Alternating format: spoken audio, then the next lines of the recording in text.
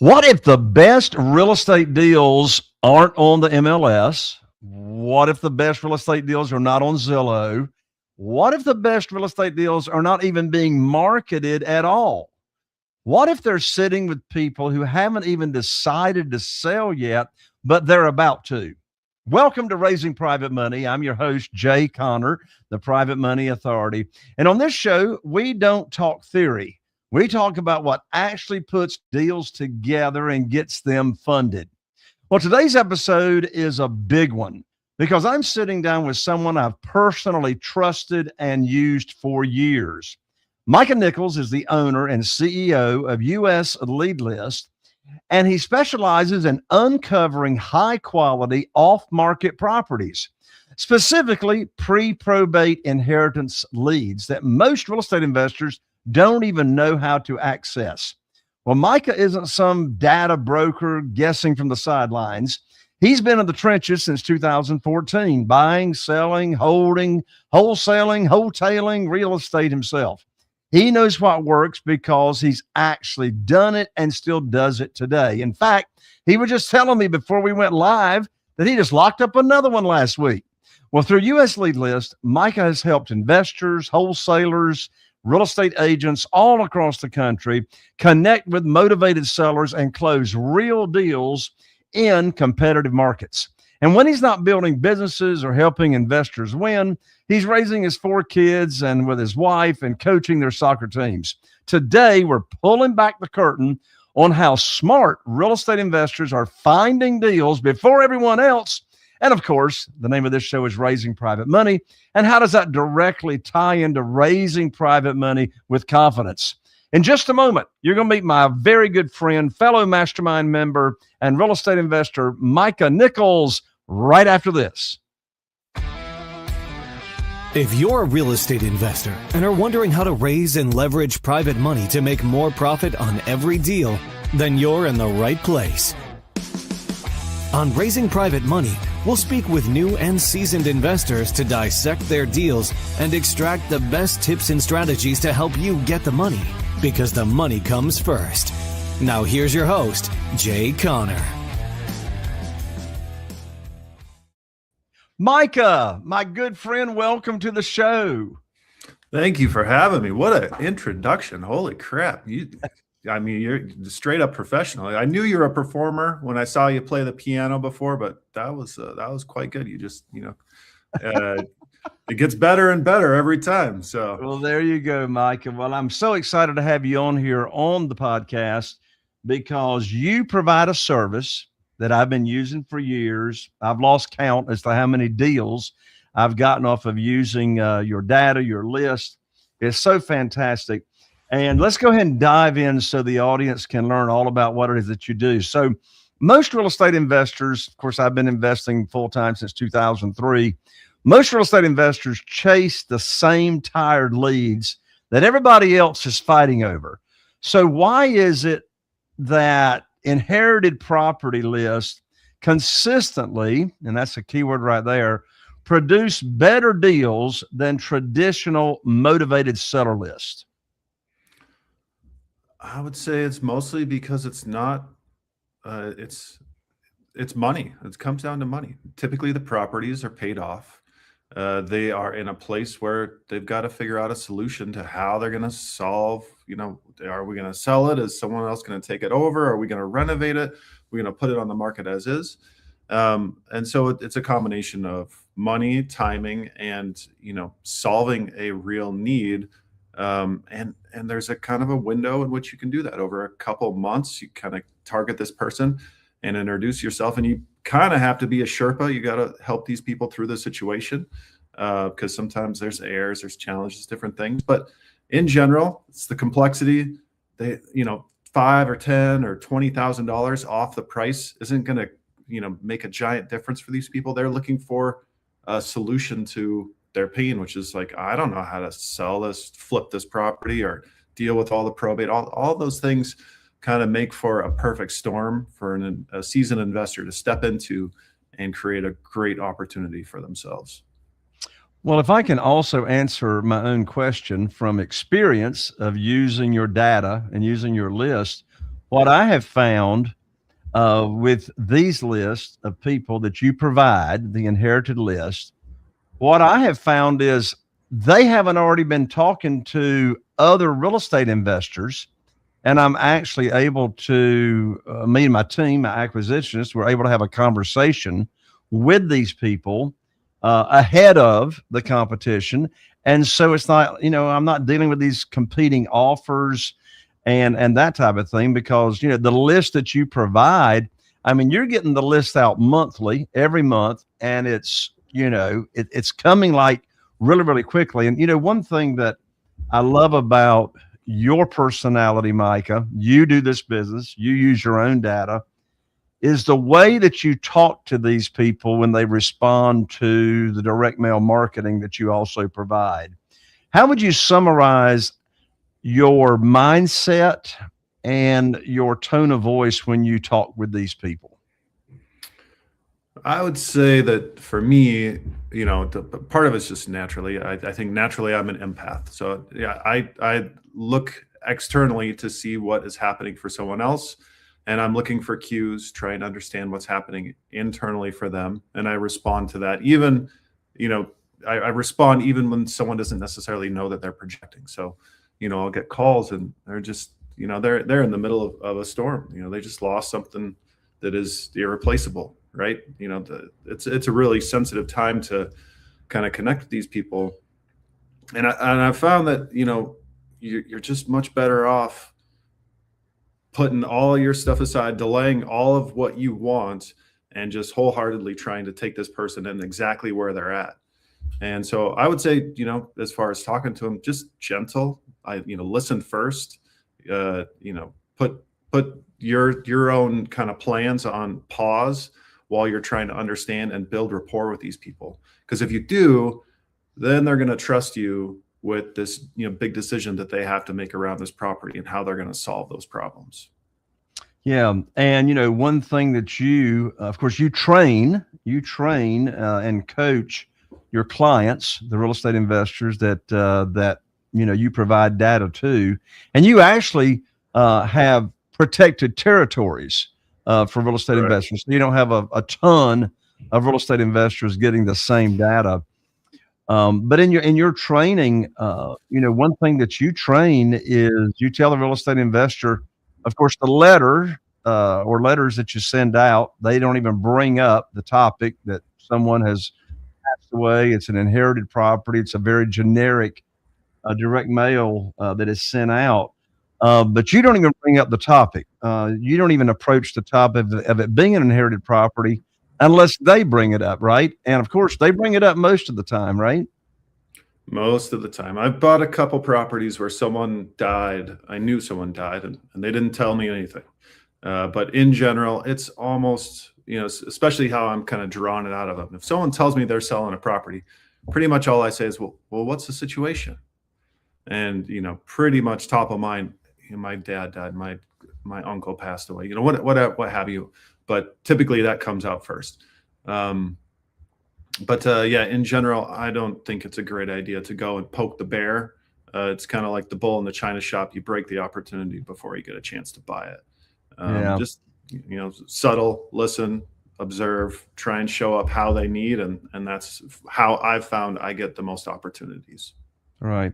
Well, by you specializing in monthly pre-probate inheritance lists, in your experience, what's actually happening in these sellers' life at this stage, and how is it that it makes these opportunities so powerful when handled the right way? Well, yeah, I mean, I don't even think I told you, my dad just passed away, a month ago. Oh no, Um, I didn't know that. I'm sorry to hear that. yeah, no, it's a fact of life. It's unfortunate, but so I can speak to this personally right now. I miss my dad. I'd give a lot to have another conversation with him. We're in the process of going through probate. We're dealing with all of the, his pension, his property, just all the different things. So there's a bunch of logistics There's a bunch of kind of raw emotions. And, again, it's kind of like that perfect storm that I was mentioning before. It's like, you know, I'm versed in how to do this because I've done it with other people so much. So I have a leg up. But for most people, when all of these things are happening, it's really overwhelming. You don't, it's just like, what do I work on right now? Where's my probate lawyer? Can he help me get through this? I don't. And then they're just reeling from the emotional pain. And so, all those things put together, alongside of, generally these people have owned their houses for a long time. So they've got a good amount of equity. It's not like it's a foreclosure or something where, in general, most of those properties, there just isn't a lot of money to squeeze from it because they've leveraged up over the years, and now they can't pay anything because they've spent all that money along the way.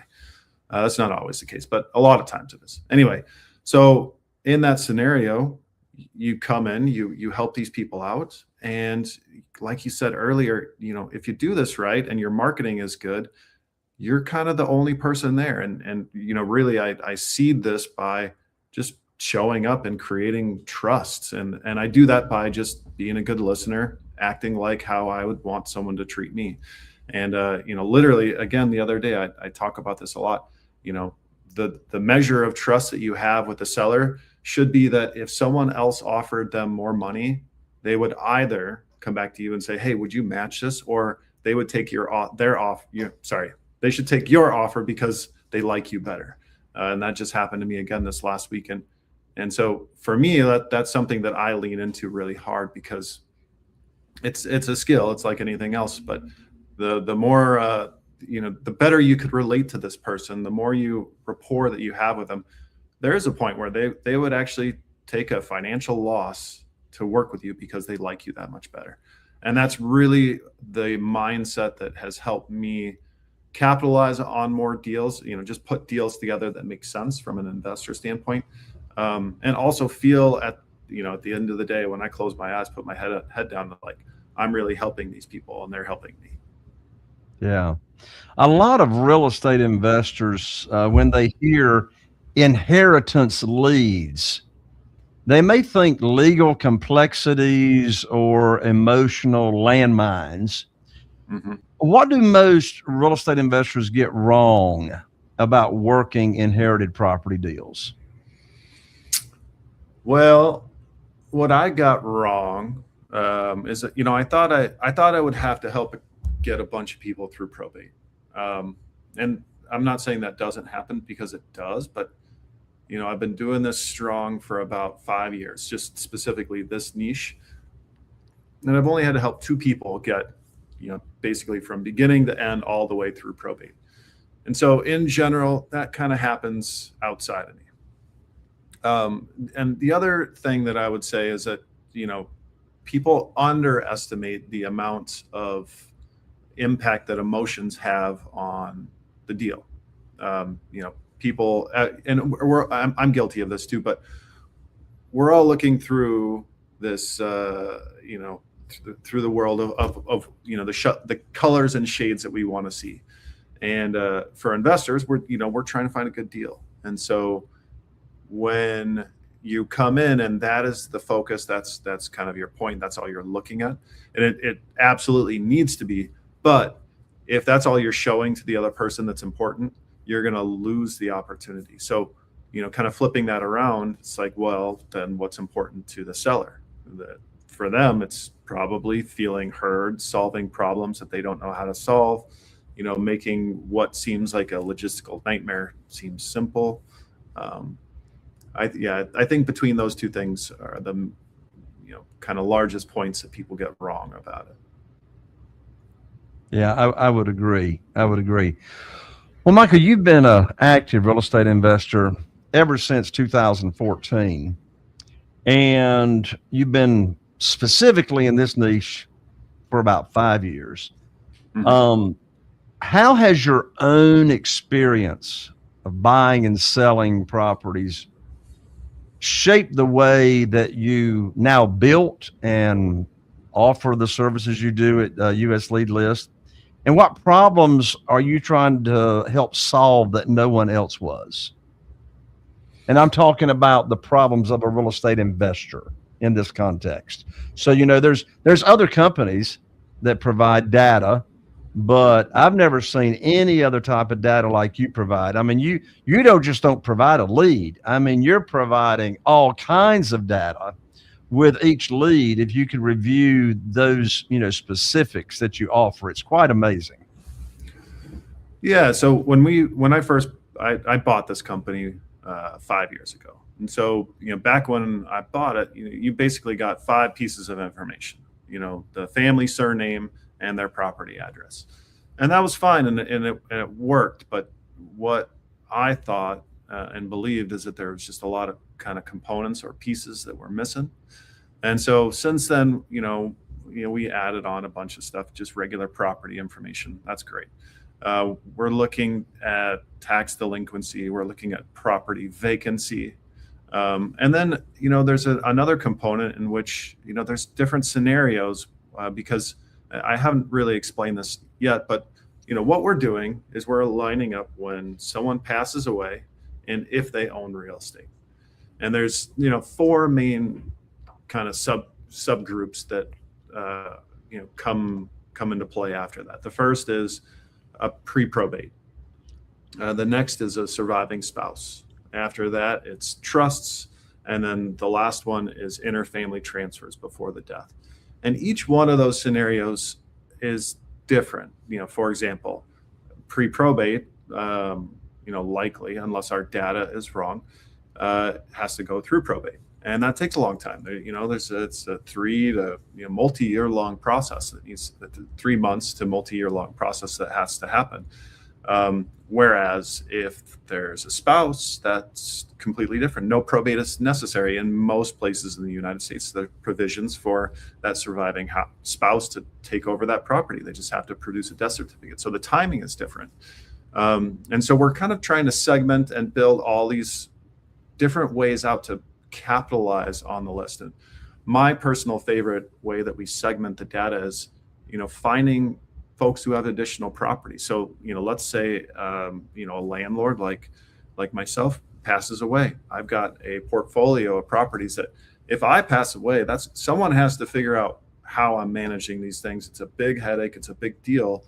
And so, marketing to those people who are going to inherit those properties there's a narrow window in which you can show up and solve this, pretty significant amount of pain.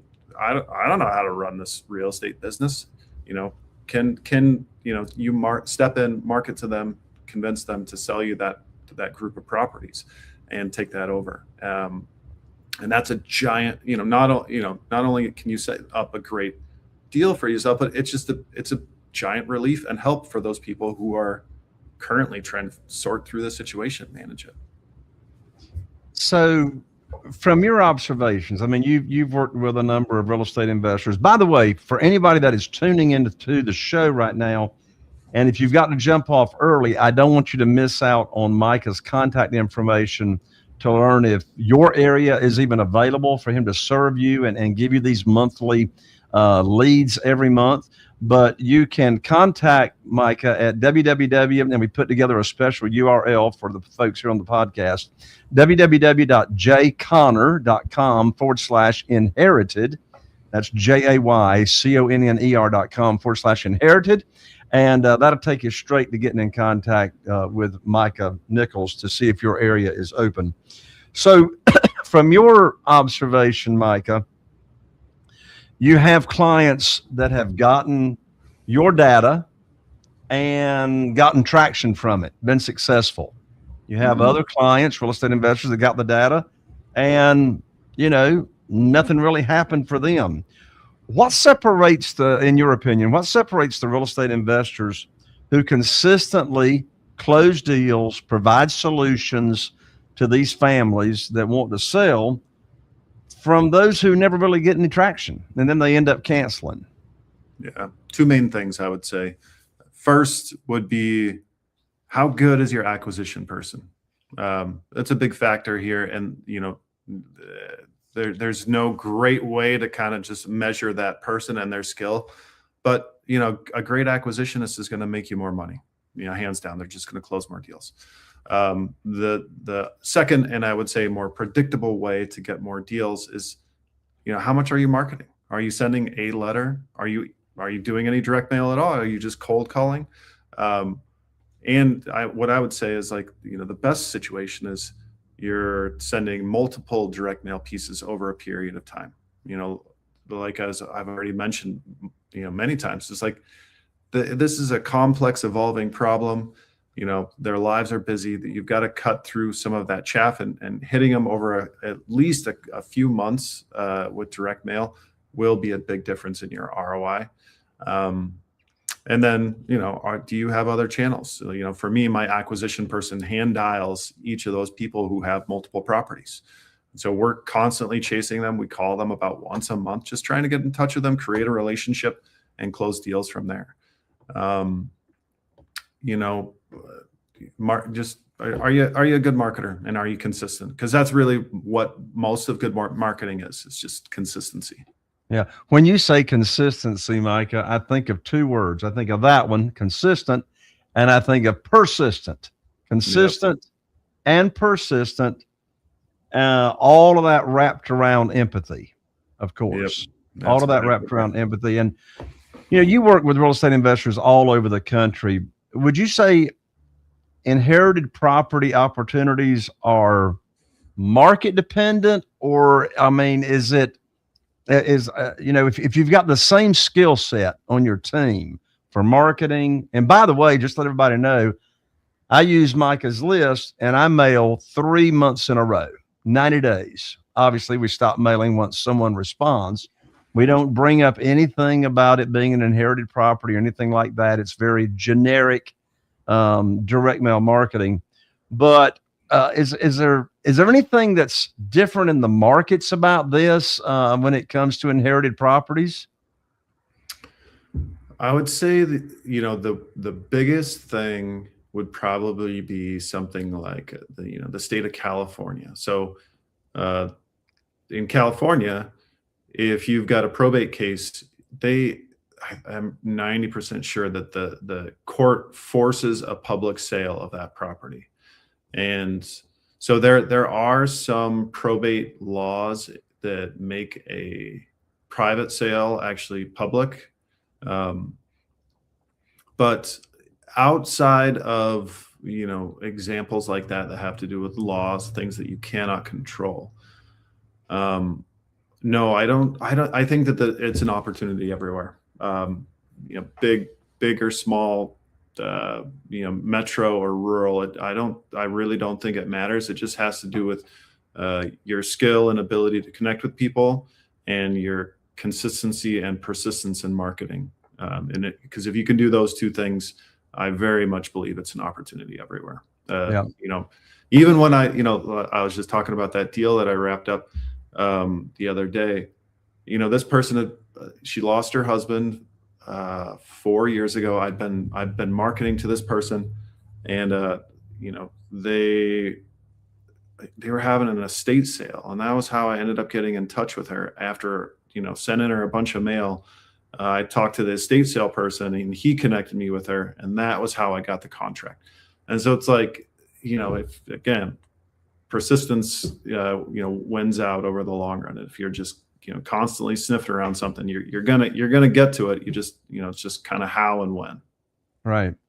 So let's take a moment as we're getting ready to wrap up. Let's take a moment and talk about the funding of these properties. From your experience, your own deals that you do, Micah, what percentage would you say the sellers of these properties require all the money? After all, this is a podcast called Raising Private Money.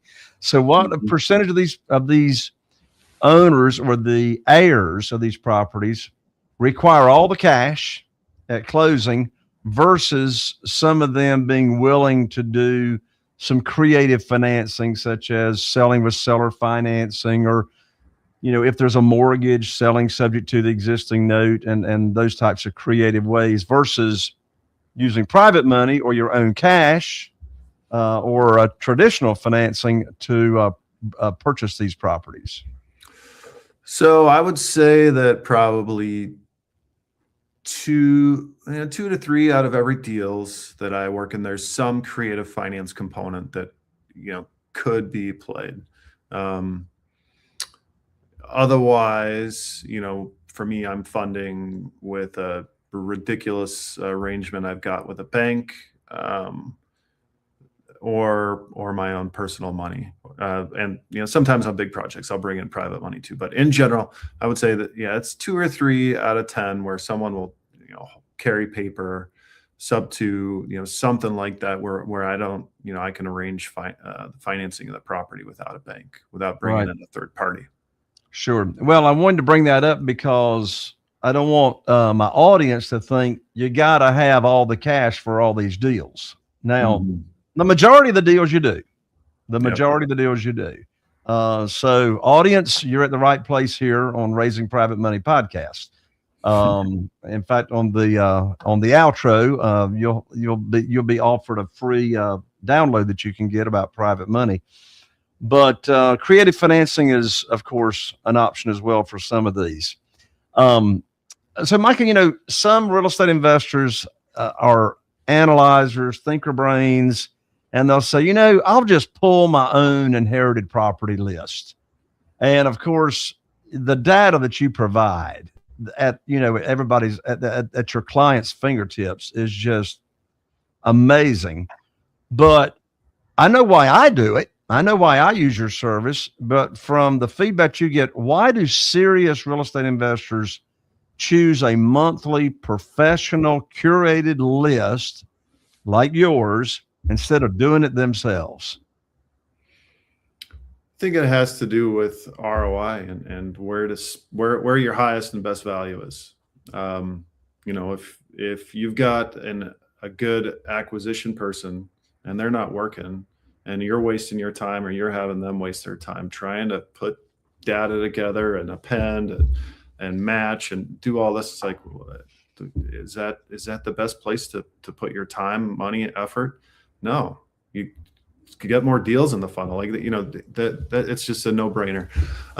And two, I think that to do it the way that we do it, you would have to spend a lot of money. So you could absolutely, you could take the time, you could go and you could match it, and if someone really doesn't have money to pay for the service, but they have time, great, go to the probate courts, grab some of that data, and make those phone calls, send those letters.